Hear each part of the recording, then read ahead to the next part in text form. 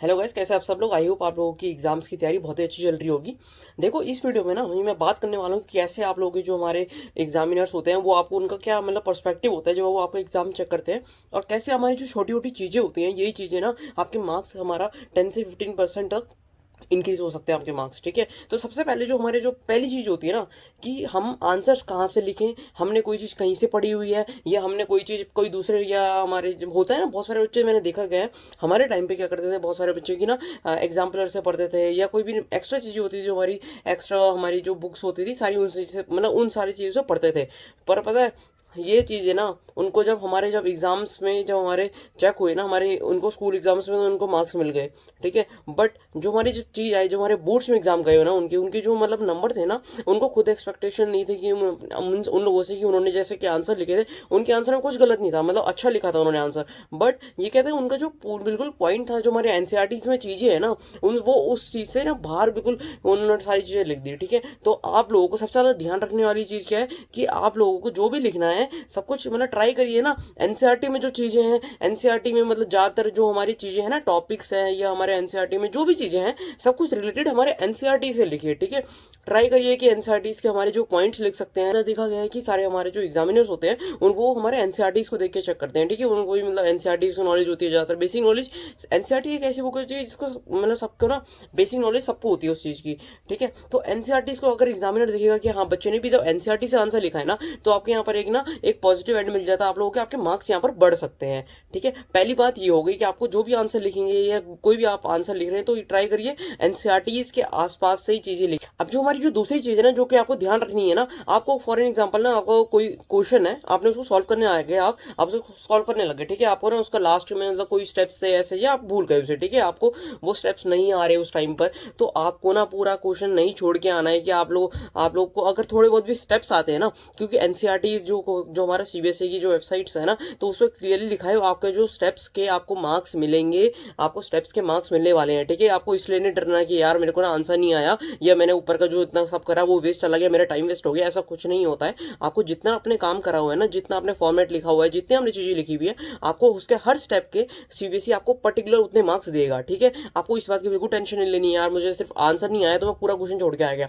बिल्कुल ऐसा नहीं करना है, जितना आता है उतना करिए। ठीक है, जो हमारी तीसरी चीज आती है कि हमारे जिससे हमारे मार्क्स इंक्रीज हो सकते हैं ना, जिससे हमारा एग्जामिनर को एक हमारा अच्छा इंप्रेशन लगे, वो होती है हमारी प्रेजेंटेशन। प्रेजेंटेशन पता है सबसे ज्यादा इंपॉर्टेंट चीज होती है। प्रेजेंटेशन में ऐसा भी देखा गया है कि जो बच्चे आपने देखा होगा ना, आपके खुद के दोस्त देखते होंगे आपने, कि जो लोग मतलब ना पूरे साल मतलब जो पढ़ाई नहीं करते, जिन्हें हम बैक बेंचर्स बोलते हैं, है ना, और जो हमारे बच्चे होते हैं, कुछ ऐसे बच्चे होते हैं जो मतलब पूरे साल पढ़ाई नहीं करते, पर तब भी उनका स्कोर जब आता है, जब हमारे उनके मार्क्स आते हैं, कैसे इंक्रीज होते हैं। कभी ना वो देखना उनकी प्रेजेंटेशन देखना कि उन्होंने अपने एग्जाम्स में कैसे प्रेजेंटेशन करी है ना। प्रेजेंटेशन आपकी ऐसी होनी चाहिए ना, आपका कुछ भी ना काटा पीटी ज्यादा नहीं होनी चाहिए। ठीक है, हम मतलब ऑब्वियसली हम भी देख लेंगे ना, कोई भी चीज को हमें साफ सुथरी अच्छी लगती है। ठीक है, और सबसे इंपॉर्टेंट चीज जो हमारा रफ वर्क है, रफ वर्क जो आप करेंगे है ना, वो ट्राई करिए कि हमारे लास्ट पेज में करिए, साइड में हमारे बॉर्डर बना के कर लीजिए अगर आपको करना है तो।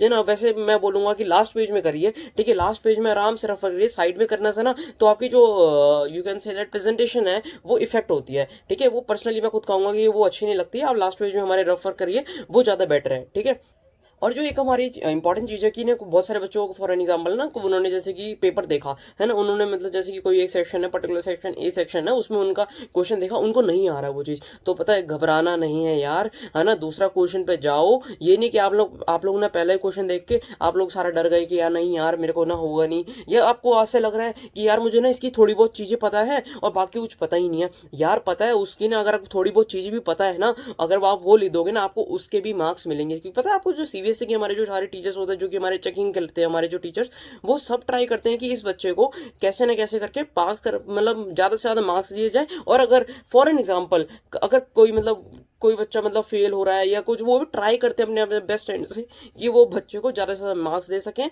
और ताकि उसको बच्चे को पास करा सके। ठीक है, जो हमारे टीचर्स होते हैं वो भी यार आपकी हेल्प करना चाहते हैं, पर अगर यार आप सब कुछ मतलब ना खाली छोड़ के आ जाओगे तो वो कैसे मार्क्स देंगे आपको। ठीक है, तो आपको ट्राई करना है यार, कुछ भी अगर आपको कोई टॉपिक के बारे में थोड़ी बहुत भी इंफॉर्मेशन है, उसके आसपास की चीजें लिखिए। ठीक है ना, ट्राई करना है, और आपको कोई भी क्वेश्चन खाली छोड़ के नहीं आना है। प्रेजेंटेशन सबसे अच्छी रखनी है पेपर की, है ना। और एक ही छोटी सी चीज है बस, है ना, जिससे आपकी प्रेजेंटेशन प्रेजेंटेशन और अच्छी हो सकती है ना। जो मतलब देखा गया है ना कि बहुत सारे बच्चे क्या लिखते हैं जब उनका ना पेपर लिखते हैं, जैसे कि हमारी एक शीट है उसके वो बिल्कुल नीचे एंड में थोड़ी थोड़ी सी मतलब जगह बची है, वो वहां से हमारे आंसर्स लिखने लग जाते हैं। भाई यार, आप बोर्ड्स में आपने पैसे दिए अपने एग्जाम्स के लिए, यार आपकी शीट की कमी नहीं है। हमेशा आंसर अगर आपके लिए इतनी जगह बची है ना, कोई बात नहीं, उसे लीव कर दीजिए, है ना। अपने नेक्स्ट पेज से आंसर लिखिए, है ना। और जब भी आप आंसर लिखेंगे, फॉर एन एग्जाम्पल कोई क्वेश्चन है ना, जैसे कि आपको क्वेश्चन नंबर 1 का आप आंसर लिख रहे हो, तो आप लिखिए ब्रैकेट मतलब मतलब जो हमारी साइड में मार्जिन होती है उसके उधर आप लिखिए answer number this and this, और फिर आप उसको आंसर को लिखिए, ठीक है। ऐसे हमारी यही छोटी छोटी चीजें होती है पता है, जिससे हमारी प्रेजेंटेशन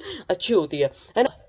एक और जो हमारी सबसे ज्यादा इंपॉर्टेंट चीज है जिससे हमारे जो मार्क्स है ना वो बढ़ सकते हैं, कि हमारे जो आंसर्स है ना, आंसर्स को हाईलाइट करिए। कोई इंपॉर्टेंट पॉइंट्स है उन्हें हाईलाइट करिए, ताकि एग्जामिनर्स को ना मतलब एग्जामिनर्स के बाद यार बहुत सारी कॉपीज होती है चेक करने के लिए, ताकि उसे आपको मतलब उनको ना आसान मतलब आपको बिल्कुल ऐसा उनका पेपर करके दिए, मतलब है ना। आप लोगों को मतलब ये मान के चलिए, उनको आपको ऐसा पेपर करके देना है ना, उनको लगना चाहिए यार इससे मतलब इस बच्चे से अच्छी मतलब ना प्रेजेंटेशन किसी बच्चे की है ही नहीं। आप मार्जिन ड्रॉ करिए, रफ वर्क बिल्कुल लास्ट में कोई काटा पीटी मतलब इतना साफ सुथरा। पता है इससे एक हमारा पॉजिटिव पॉइंट क्या मिलता है कि कोई क्वेश्चन हमने अगर गलती से गलत भी कर दिया ना, है ना, वहां पर हमारी उसके एग्जामिनर की नजर भी जाती है, तो एग्जामिनर कुछ मतलब ना देखता है कि यार इस बच्चे ने इतनी मेहनत करी है, इतना साफ सुथरा लिखा है, तो वहां पर आपको मार्क्स मिल जाते हैं। तो ऐसी हमारी छोटी छोटी चीजें होती है जिससे आप लोग अपने मार्क्स बढ़ा सकते हैं और प्रेजेंटेशन कर सकते हैं, है ना। और अपने पेपर को आपका बहुत अच्छा जाएगा यार, पेपर की कोई चिंता नहीं कर रही हो, अपनी तैयारी जारी रखिए, है ना। और मैं आपके लिए और भी वीडियोस लाते रहूंगा। Thank you so much, all the best.